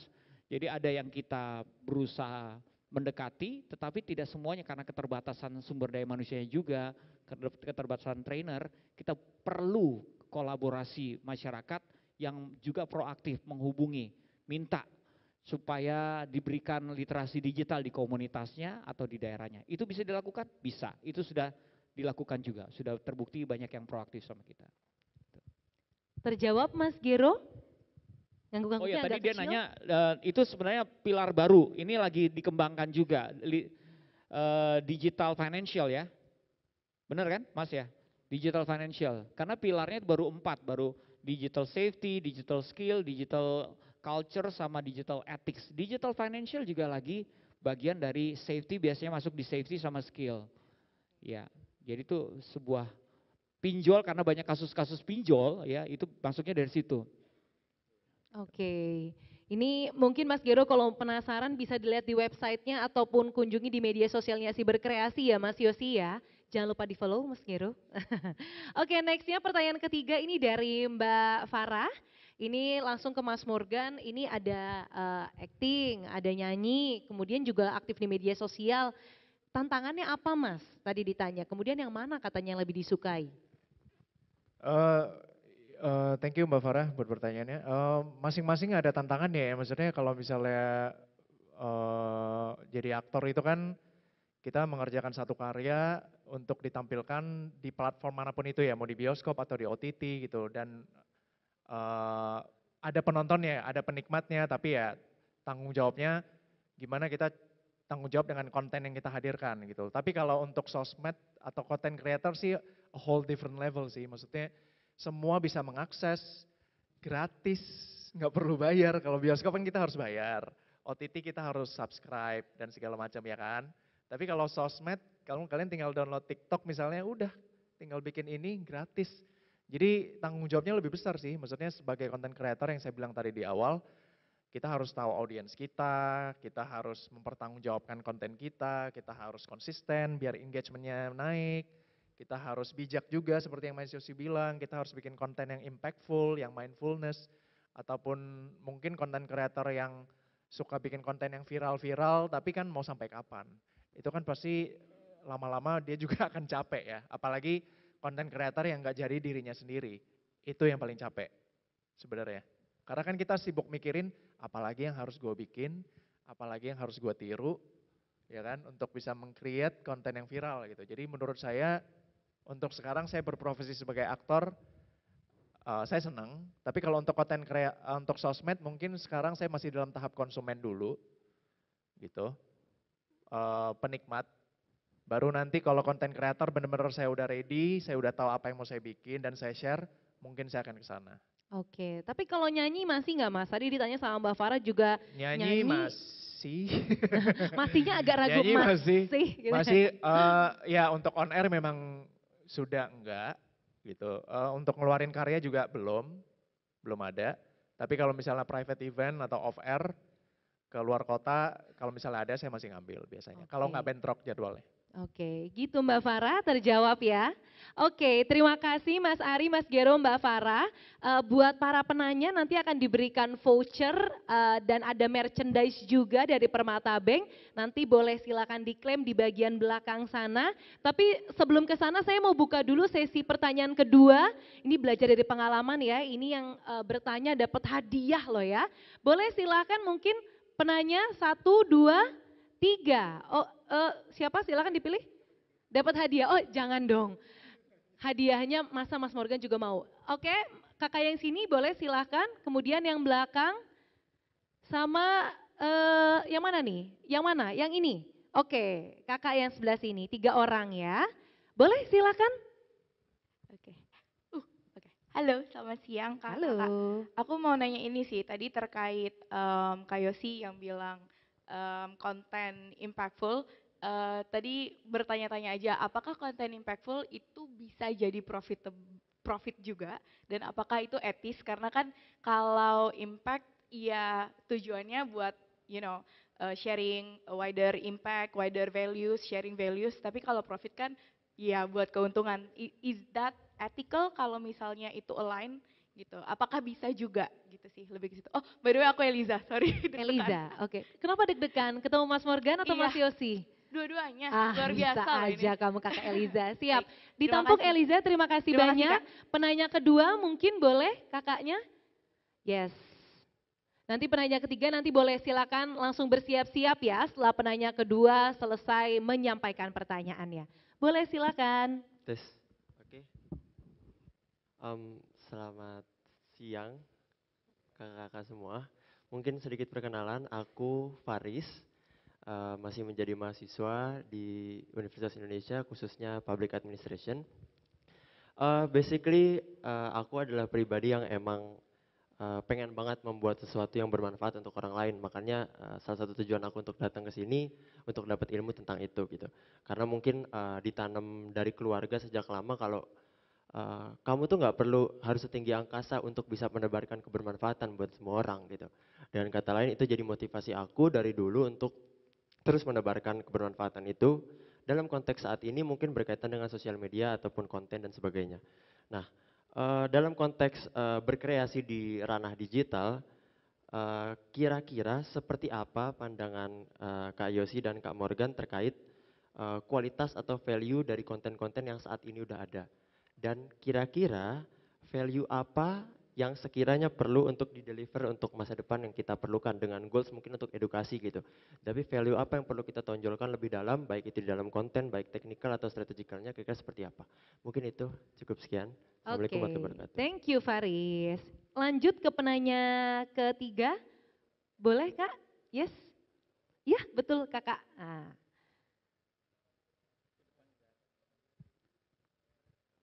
Ini ada satu penanya lagi, mungkin teman-teman panitia boleh 4 atau 3 cukup? Baik, disiplin ya. Oke baik, 3-3. Silakan Kak. Selamat siang semuanya. Saya Bu Wati, perkenalkan dulu. Saya mau nanya kepada Kak Yosi. Kak apa adik ya? Ada Yosi ya. Beb aja Kak, Beb. Saya mau nanya, ini kan sekarang banyak konten-konten ya. Yang baik atau buruk. Bagaimana sih cara mengatasinya, terutama untuk anak muda atau anak saya gitu ya, untuk bisa pintar memilah, bijaksana untuk melihat konten. Gimana caranya? Karena sekarang udah begitu banyak penyebaran yang konten buruk atau yang baik. Nah, bagaimana caranya kita untuk bijak memberitahu kepada anak kita bahwa konten yang harus kita saring itu apa gitu. Terima kasih. Ya, Kak Wati tadi ya? Siap, terima kasih Kak Wati. Oke kita langsung jawab, waktunya tinggal 10 menit jadi kita agak sat-sat dikit ya Mas ya. Penanya pertama tadi dari Eliza, konten impactful bisa nggak sih profitable? Boleh silakan Mas Yosi atau Mas Morgan duluan silakan. Bisa banget, ya jadi justru salah satu yang melibatkan saya gini. Kan kita memang berpikir bahwa impactful itu tadi saya sempat sampaikan tidak selamanya berbicara soal numbers ya.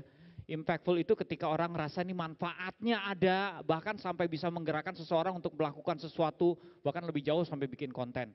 Kalau ini kita lakukan secara konsisten, ini tidak harus menunggu viewers atau subscribersnya banyak. Saya kasih contoh, orang kalau sudah percaya sama kita, ini banyak yang sudah mulai konsisten dengan kontennya, misalnya food bloggers ya. Dia tidak perlu besar, ada pengusaha-pengusaha kecil yang merasa saya mungkin lebih mampu di-endorse sama dia daripada yang lebih besar, sudah mulai percaya untuk bisa bekerja sama, berkolaborasi. Sama halnya dengan beauty bloggers, mereka banyak juga dengan, tidak semuanya yang, kalau kamu lihat dari konten-konten mereka itu tidak semuanya yang produk besar ya, maksudnya ada juga produk-produk yang memang sesuai dengan kapasitas, mereka akan hire influencers yang sesuai dengan budgetnya karena followersnya seperti itu, tapi mereka lihat ada impactnya, ini dia cukup rajin loh engaging dengan dengan followersnya misalnya seperti itu. Jadi ada penilaian-penilaian khusus yang dipertimbangkan oleh produk untuk endorsing, itu satu ya misalnya. Lalu kalau kita berhasil membuat orang lain percaya sama kita, sebenarnya jangan cuma melihat kesempatan yang muncul dalam endorsement. Gak semua kesempatan munculnya endorsement. Misalnya kayak saya, kesempatan orang lihat saya bisa bikin lagu, banyak orang order lagu ya, tidak pekerjaannya tidak di dalam sosial media. Atau melihat kok kamu punya konsistensi bicara soal nasionalisme, gue ini nih punya acara kebangsaan, gue butuh narasumber. Dia lihatnya dari mana? Dari konsistensi, bukan dari viewersnya ya. Bukan dari itu, dia melihat oh konsisten nih. Bicara soal ini ada satu yang bisa dibagikan. I like the message yang diberikan. Jadi karena konsistensi, salah satu konsistensi kenapa saya ada di Siberkreasi, ini ceritanya lucu juga. Karena saya suka buat video-video kolaborasi melibatkan teman-teman public figure, salah satu itu saya pernah melibatkan Marcella Salianti di salah satu video judulnya Campaign Damai gitu, 3 Persatuan Indonesia. Dia waktu pembentukan Siberkreasi, ingat ketika teman-teman bilang coba cari konten kreator untuk dilibatkan. Ingatnya saya karena saya pernah mengajak dia bikin video. Nah itu kan bukan dari viewers, dari konsistensi. Dari apa yang mengerjakan, menyuarakan apa yang kita pikir itu penting untuk diperjuangkan. Jadi banyak kesempatan yang akan muncul begitu kita berhasil membuktikan orang dan percaya sama kita. Oke, possible ya Eliza ya. Mumpung Mas Yosi masih pegang mic, langsung pertanyaan ketiga kali Mas dari Kawati tadi. Gimana nih Mas dari segi orang tua, ngasih tahu anaknya kayak mana nih? Siapa di sini yang orang tua? Angkat tangannya. Iya, orang tua punya anak ya, bukan secara usia maksudnya, dewasa aja. Oke, saya juga orang tua. Nah ini masalahnya begini, anak Gen Z dan generasi Alpha, Ibu guru SMP, guru SD, guru SMA Bu? SD. Ya, apalagi SD. Semakin kesini Gen Z, Gen Alpha, reasoningnya semakin kuat, digital native. Kenapa? Karena mereka akan bertemu dengan sumber informasi bahkan lebih banyak daripada orang tuanya. Hal tersebut akan membuat, ini yang paling penting, orang tua kadang-kadang kenapa masalah digital itu meningkat dalam keluarga, ngobrol saja sama mereka jadi susah. Ya, kita sudah jump in to the correcting, sedangkan mereka masih bermasalah dengan connecting. Orang tua tidak bisa connect sama mereka. Tidak nyambung. Ngomong apa sih Ma? Mama aja nggak ngerti kalau saya ngomong T-Series, PewDiePie. Apa itu? Itu YouTubers nomor 1, nomor 2 dunia. Oh YouTubers gitu ya. Jadi to be able to connect, we need to be able to jump into their digital world. Digital world mereka apa? Digital bubble mereka. Ini sederhana itu. Karena supaya kita bisa nyambung ngomongnya, kita harus tertarik dulu dengan apa yang mereka sukai. Ya, betul. YouTube platform yang menawarkan berbagai macam jenis kreativitas, tetapi di situ juga nilai-nilai jadi baur, jadi perlu pengawasan ya. Let's say anaknya suka gamers, ini memang ngomongin ini saya berusaha jawabnya cepet aja ya, sebenarnya ini 1 jam sendiri ini menjelaskan parenting. Anaknya suka gamers, dia nonton berbagai macam gamers ya, gamers punya banyak konten. Gamers tidak semuanya ngomongnya dijaga, they have their own language, communication, gamers. Swearing masalahnya, swearing mengumpat itu salah satu language yang mereka nyaman. Kalau mereka main kan, waduh, monyet, monyet masih halus. Banyak yang lebih, bukan cuma monyet ya, banyak yang lebih kasar-kasar lagi. Lalu kita kaget, tiba-tiba anak kita ngomong sama kita, kamu dapat kata itu dari mana? Dari YouTube. Nah, selama kita tahu keterbatasan kita mengawasi, susah kan? Tapi mulainya dari situ. Pertama, kita tahu apa yang dia sukai. Artinya kita punya PR untuk mempelajari digital world-nya dia. Kalau anaknya remaja gampang, kita masuk ke algoritmanya, pinjam handphone, kita lihat sosial medianya, oh dia suka searching yang mana, oh dia suka searching makanan, berarti anak saya ini suka makan, oh suka ini. Kadang-kadang sesuatu yang kita tidak ketahui, kenapa kamu suka tempat-tempat liburan, jangan-jangan anak saya suka liburan. You know, karena dari algoritmanya lebih jujur, dia cerita sama mesin sosial medianya lebih jujur daripada orang tuanya. Itu dia karena belum connect sama orang tuanya. Jadi PR kita connect dulu, cari tahu kesukaannya. Jangan sampai, mereka pasti kaget, tiba-tiba kita tanya kamu suka games apa. Terus kita kerjakan PR kita, oh games itu kita googling, oh tokoh-tokohnya siapa aja, oh ada yang namanya ini. Terus ibu Toto ngomong sama anaknya, kamu suka tokoh yang mana, suka si ini ya? Hah, kok tahu? Tiba-tiba dari kok tahu itu kita bisa masuk ke yang lain gitu. Actually banyak konten-konten juga yang bisa dipinjam untuk mengedukasi. Salah satunya konten sex education. Sebelum anaknya nonton pornografi, orang tua bisa menggunakan YouTube, cari konten sex education yang sesuai umur, banyak yang bagus sekali pendekatannya. Jadi ini bukan cuma masalah kebebasan mereka searching, kadang-kadang mereka mencari tahu karena informasinya belum dikasih tahu sama orang tua. Sedangkan anak-anak sekarang, yaitu dia percepatannya lebih cepat. Kita dulu mungkin baru tertarik sex education umur SMP, SD sekarang sudah sex education sudah diperlukan. Mereka suka bertanya orang tua pada belum saat umurnya dan orang tua bingung jawabnya gimana. Ya, kita pakai konten. Kita juga menggunakan dunia digital, visualnya mereka karena digital native untuk pendekatan. Itu aja dulu ya Bu ya. Waktunya ntar kasihan nggak yang satu belum dijawab. Betul. Terima kasih Mas Yosi. Kawati terjawab ya Kak ya? Terjawab. Oke, ini 3 menit sisanya silakan Mas Morgan menjawab tadi soal kualitas konten saat ini tuh menurut Mas Morgan seperti apa sih? Apakah sudah cukup, baik atau belum? Kemudian value apa Mas yang harus ditonjolkan? Konten untuk sekarang ya kalau misalnya dilihat dari timeline saya di Instagram dan FYP saya sih masih banyak hoax ya. Masih banyak informasi yang gak valid gitu. Kayak tiba-tiba di FYP saya percaya atau enggak tiba-tiba ada konten bumi datar gitu. Tiba-tiba entah dari mana saya juga bingung. Teori-teori konspirasi ya Mas teori ya? konspirasi terus kayak banyak banget yang komen kan saya kepo kan. Yang komen juga banyak banget dan segala macam. Jadi apalagi sekarang menjelang mau pesta politik terbesar ya gitu. Jadi ya semoga sih para content creator bisa bijak dalam menggunakan dalam menggunakan platformnya untuk istilahnya menyuarakan pendapat atau misalnya bikin konten yang lebih baik lagi ke depannya gitu. Karena kan sekarang yang namanya batasan juga masih abu-abu ya. Masih abu-abu terus kita juga harus mikirin value yang bisa didapat dari konsumen. Jadi kita sebagai content creator juga nggak ngejar viralnya doang gitu loh. Dan saya juga nggak tahu sih ya monetize apa enggak, saya juga nggak ngerti gitu. Tapi kan itu bukan yang kita pengen cari. Sebenarnya content creator yang baik itu kan yang bisa jadi inspirasi buat orang gitu. Oke, terjawab Faris? Siap. Saya ingatkan sekali lagi terima kasih banyak buat teman-teman yang sudah bertanya. Boleh kita berikan tepuk tangan untuk 6 orang yang tadi sudah bertanya. Pertanyaannya bagus sekali. Terima kasih juga Mas Morgan dan juga Mas Yosi yang sudah menjawab dan sudah memberikan ilmu-ilmu dan pengalamannya. Selama kurang lebih 1 jam kita berada di panggung ini. Buat teman-teman yang nanya tadi nanti boleh ke bagian belakang ya, ke FOH situ, di belakang panggung, di belakang ballroom ini ya, nanti akan diberikan voucher dan juga merchandise. Karena waktunya ini sisa 1 menit lagi, teman-teman terima kasih banyak untuk partisipasi dan kesediaan teman-teman untuk datang. Izinkan saya untuk memberikan kesimpulan sedikit ya, meskipun tadi banyak banget ilmunya.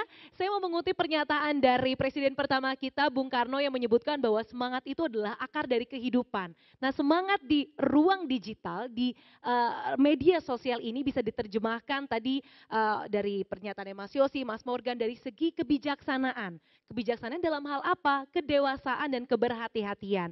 Kedewasaannya ini tidak hanya fokus kepada numbers, jumlah subscribers, kepada likers dan lain sebagainya, tapi bagaimana kita mencoba untuk menjadi orang yang sama di dunia nyata dan juga di media sosial supaya otentisitas dan kita bisa menemukan suara kita sendiri di media sosial.